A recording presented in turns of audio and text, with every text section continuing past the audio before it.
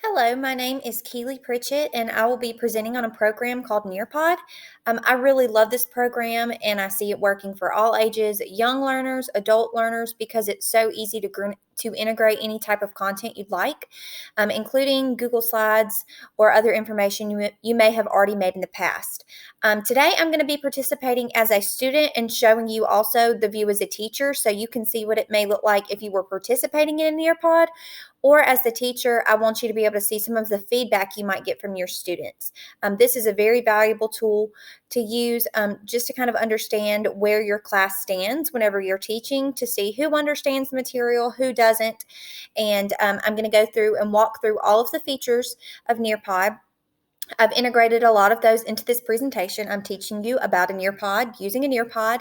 And then at the very end, I'm going to go through and show you how to create an account, as well as how to look through the Nearpod lesson library and kind of maneuver the website. So on this next slide, I went ahead and integrated my lesson plan that we've already submitted, as well as any references I've used in my final project outline. So if you'd like to view any of that information, it's available on this first slide. Okay, so if I was using a Nearpod in my class, or if you were all able to participate in this Nearpod lesson with me, it would be very easy for you to go to join.nearpod.com. You can use any device, iPad, your phone, Chromebook, laptop, and simply type in a code, and it takes you exactly to the presentation. And this would be a question I would open up with. How familiar are you with Nearpod? So our choices here are: A, I could teach this lesson all by myself. B, I have used Nearpod before and I'm looking for best practices. I'm familiar with Nearpod but have not created and launched a lesson. Or what in the world is Nearpod? Now, the view you see right now on the screen is the view that the teacher would see. And as students answered, so you can see my name on the screen, as students answer, you'll see their feedback, and then it's very easy to share that feedback with the class by hitting the share button. And one of the features I really love about Nearpod is you can hit this hide student names button. And so if you don't want your students to see how each other are responding, it's very nice because they can kind of be honest without living in fear that their friend will realize that they don't understand. But for now, to keep my name up so you can see I'm participating, I'm going to double click that again so you can see my name. But I also want to click this S in the top right hand corner, and that's going to take me to student view. And this will show you exactly what you might see as a student if you were participating in this Nearpod lesson. The screen that's about to pull up is exactly what I'm seeing on my phone while I'm participating as a student. So how familiar are you with Nearpod?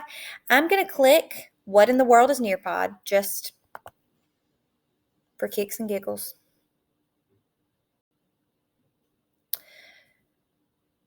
Okay, in a moment you will see my answer will pop up on the screen.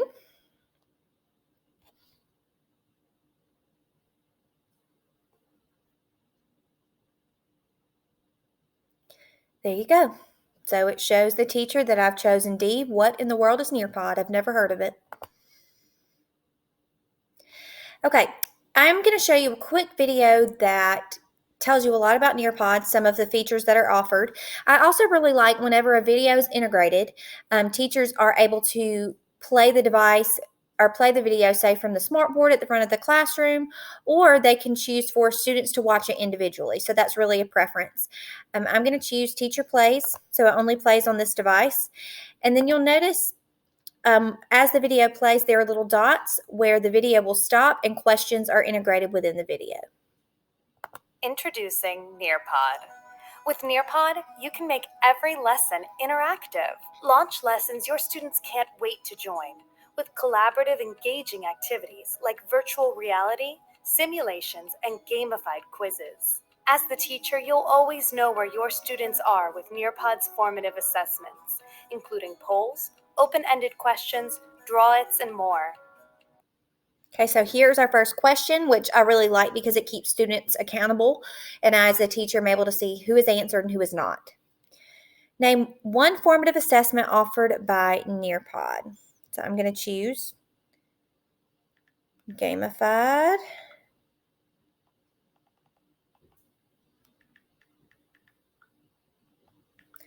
quizzes.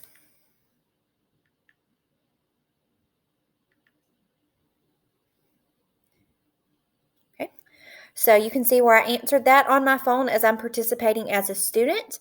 If this was a discussion question of some sort, you can also hit the share with class button and share the different perspectives of your students. Get started with what you already have.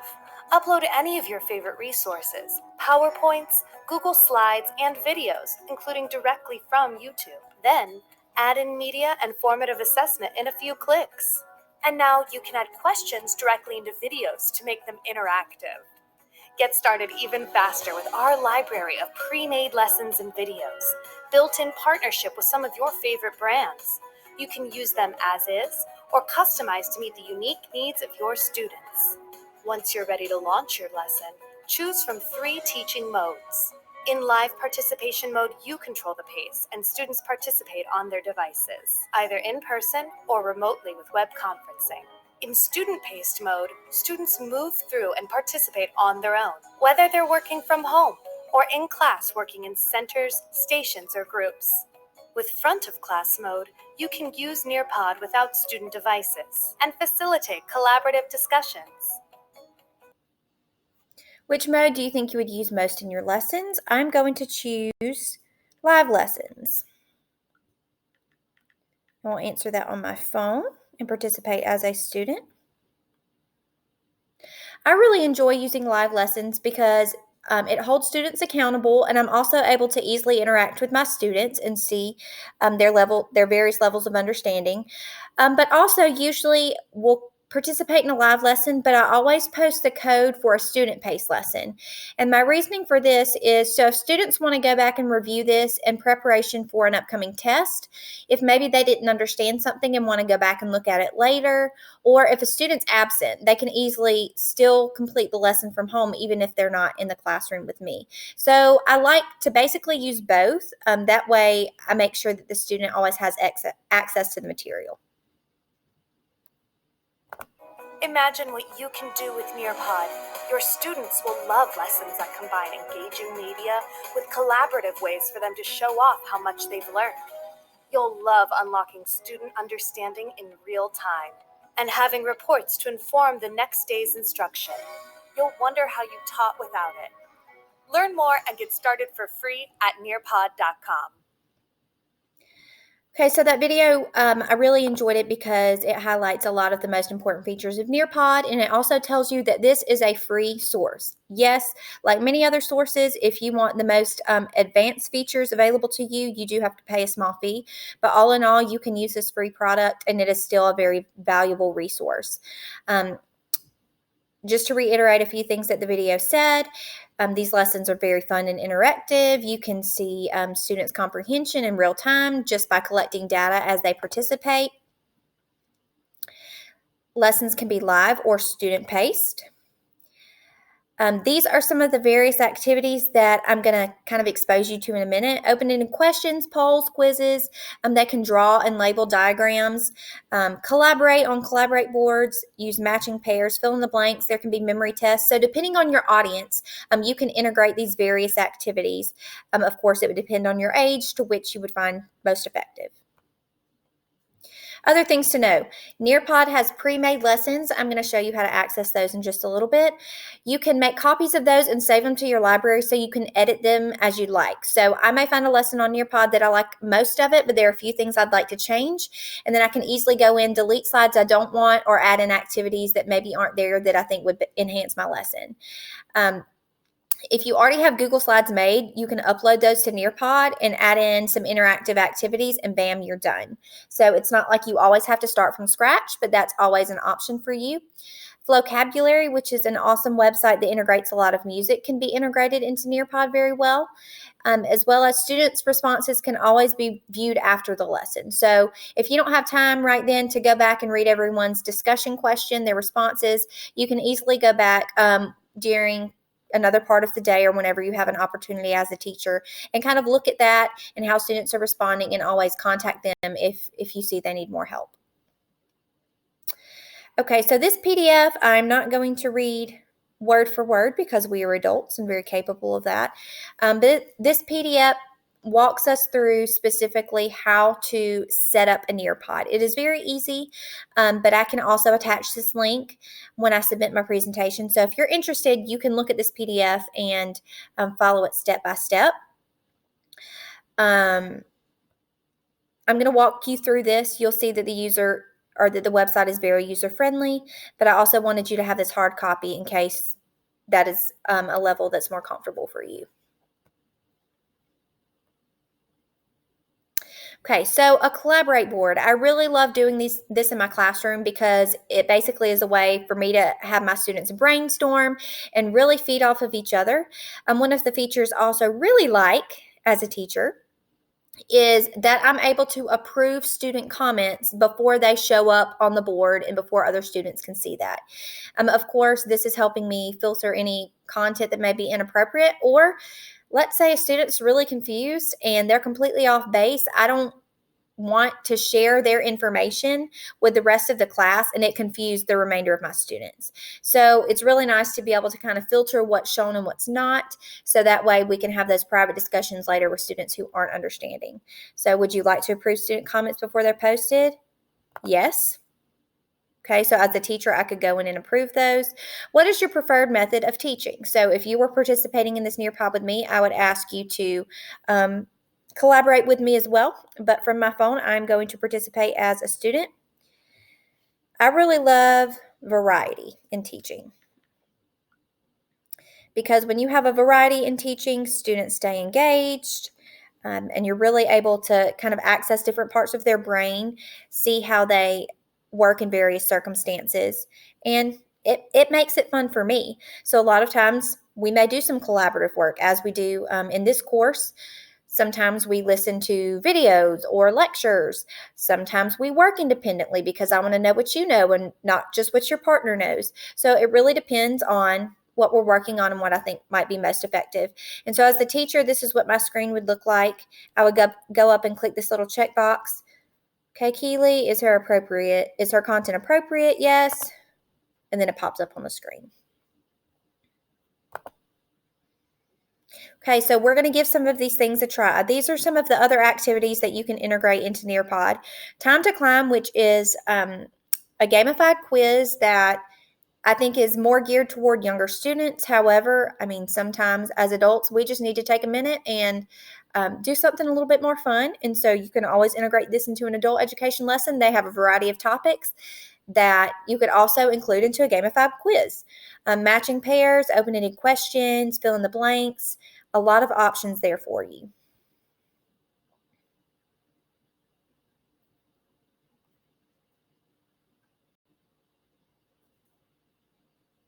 Okay, so this next activity is a fill in the blank activity. So this is the screen that the teacher would see. So this is kind of like a quiz. I could set it to where this activity is scored. But I'm going to click the S in the top right-hand corner so you can see what the students see.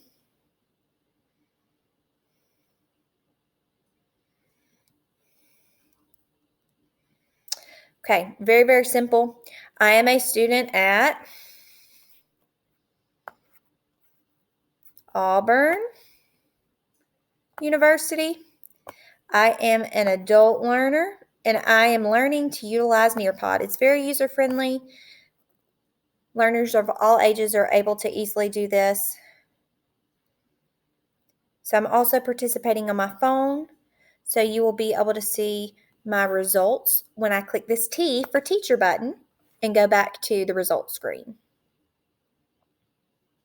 I got 4 out of 4. Good for me. The next activity is a matching activity. Again, you have your teacher screen, and I'll go to the student screen.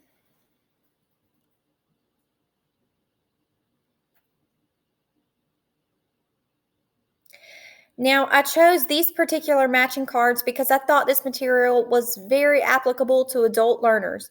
Match the vocabulary word with the reason it would be used. We all know how important it is to cite your sources. Constantly, we're having to cite our sources, making sure we give credit where credit is due. So this is some material. If let's say you're taking a class and the teacher really wants to focus on making sure you understand properly how to cite your sources, something that could be integrated. So I'm going to show you what it looks like when a student might get it correct, and then also when they may answer incorrectly. So let's see. Needs to show proof to support an analysis of several texts. Okay, so I'm just going to click one of these and then also going to click another one. Yay, I got it correct. It'll show you check marks and then kind of cloud it out so you're done with those. Or I could just click some more. Oh, those are wrong. So it gives me a second chance.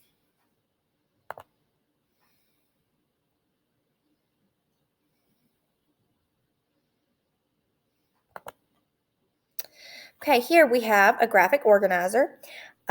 Graphic organizers are useful regardless of your age. I use them all the time. I also use them when I'm planning for writing a paper or any of my material in class. I always make a graphic organizer and kind of brainstorm onto that because it really helps me get the best of my thoughts out before I lose them.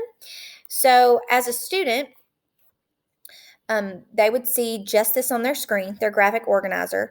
So another thing that I thought was applicable at this time, the coronavirus, of course, it has affected the way we learn. It has affected many, many things in our lives. So I decided to ask a question where I could integrate a graphic organizer about the coronavirus. Use the graphic organizer to discuss the cause or causes of the coronavirus and the effects of the coronavirus on our educational practices. So as a teacher, of course, I'm the only student participating right now, but if you have multiple students, you would see a box with all of their names on it. And then you could see as they filled in their graphic organizer what they were saying and use those for points of discussion. So as a student, I'm going to participate on mine from my phone.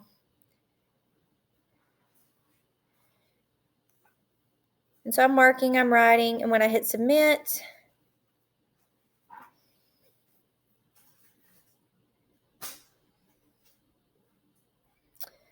in a moment, you'll be able to see where I answered. I really also like using these as well as there are so many images that you can choose from the Nearpod library, or you can upload an image so students can label. They can create graphs, they can create timelines, whatever you need to use in your instruction or you want them to use as students, you're pretty much able to integrate that. Also, virtual reality. Okay, I chose this image of the lungs. If I was given a lesson on the coronavirus, I may talk about what healthy lungs look like and how the coronavirus oftentimes attacks our lungs and may make them look unhealthy. So here's an image of the lungs. You can zoom in, zoom out. So if I was teaching some sort of science course, this would be very helpful as well. In addition, scientists are working day in, day out to help with the effects of the coronavirus. We have a vaccine which has been created in record time, but some students may not know what a laboratory looks like. So here I've created somewhat of a virtual field trip, where students are able to see this is what a laboratory looks like. You can drag around, you can click on things, and it will really show them kind of firsthand what a laboratory may look like. Of course, there are so many different places to choose from, but we would walk through and explain what some of the things that they see are.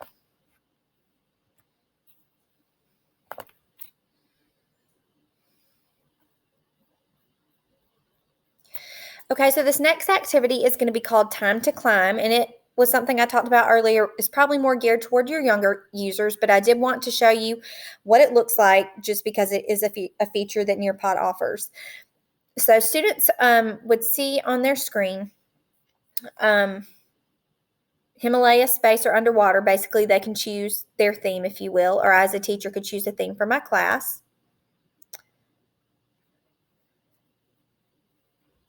Then students, I'll show you what their screens look like.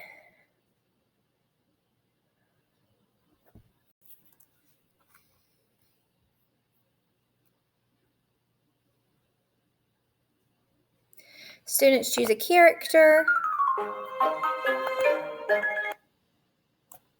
And then as they play,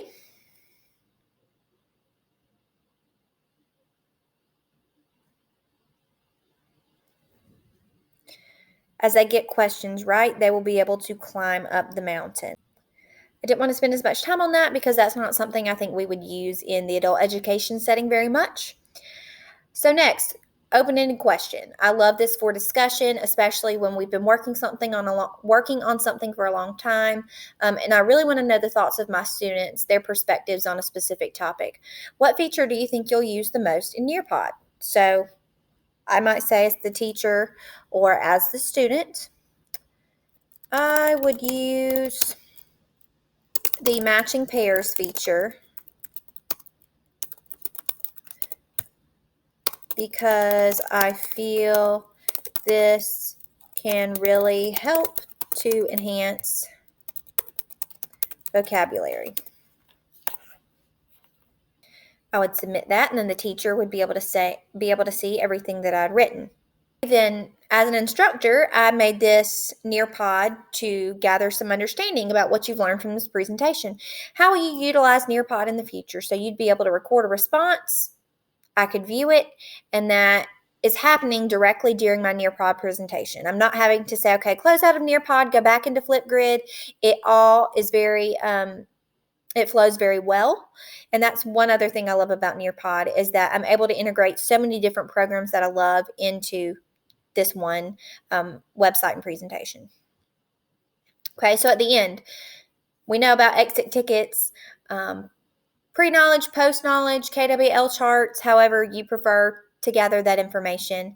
Here's a poll. How comfortable are you with using Nearpod? So at the end of this presentation, if you're participating, you could tell me, wow, this is so easy, a caveman can do it. I would really like some practice, or this was confusing. What is Nearpod again? So I'm going to make my selection and submit it. So as a teacher, I'm going back into teacher view. I can see that Keely has chosen A. This is so easy that a caveman can do it. Okay, so this is the end technically of this presentation, but I'm going to exit out of it and go back into Nearpod and kind of show you how to navigate the website. So I'm going to end this session.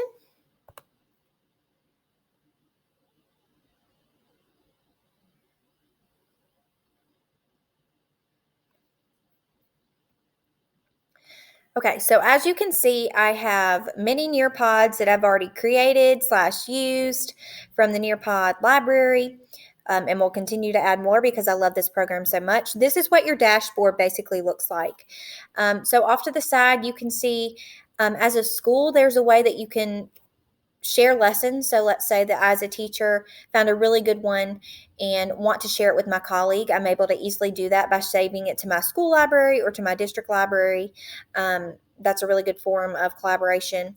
But one thing I wanted to show is Nearpod Library. So you can click on Nearpod Library, and let's say that I'm teaching an environmental science class and want to study national parks.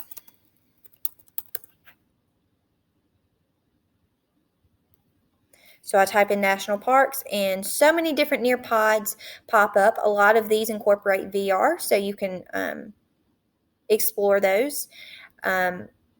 Various activities, and like I said, you can edit these presentations. So I can click, let's say I choose this one, click on it.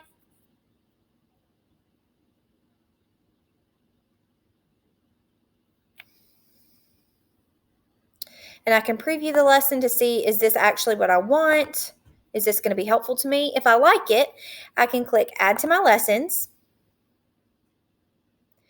Show in my lessons, and it's been added to my library. Now, once it's added to my library, I can go back into my library, hit Edit, okay, and then hit Duplicate Lesson to make a copy, so that way any of my edits are saved under my name and I'm not having to worry about changing the original presentation and messing up something someone else might be able to use or might enjoy. And so I love that. Once I've done that, all of the slides will pop up. I can delete slides. I can go in, I can add slides, videos, web content, any of these things. I can add activities. And it's so easy. And then let's say I want to reorder everything. All I have to do is drag and drop. So it is really so simple to integrate Nearpod into your daily instruction, regardless of what you teach. And you can make the lessons fit to your age group. Also, like I said, if you want to start from scratch, you can go to the top and hit create and upload some Google Slides or lessons if you want to combine some different activities. It's up to you. Honestly, I prefer to find a lesson already made and then just tweak it depending on my needs. But as an instructor, that's the beautiful thing. You have the option to do what you think is best for your students. I hope this presentation has been very helpful to you. If you have any questions, please feel free to email me. KEP0055 @auburn.edu, and I'm happy to share any more information with you about this program. Nearpod is near and dear to my heart because I've seen how effective it can be with various age groups, with adults, with children, with teenagers, and I really love that this is such a versatile resource. So thank you for listening to this presentation, and good luck the rest of the semester.